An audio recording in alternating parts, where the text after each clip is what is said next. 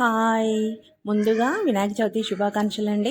ఇదిగో చిట్మిల్ చేయడానికి మేమైతే పిండినిలా చపాతీ పిండిలా తడిపెట్టుకున్నాము.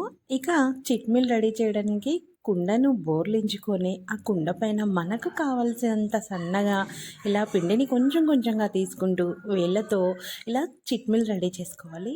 మరి ఈ చిట్మిల్ని ఇలా పొడిపిండి వేసుకొని కొద్దిగా ఆ పొడిపిండిలో చిట్మిల్స్ వేసుకుంటే మరి ఒక్క దగ్గర ముద్ద కాకుండా అలా చక్కగా ఆరిపోతూ ఉంటాయన్నమాట.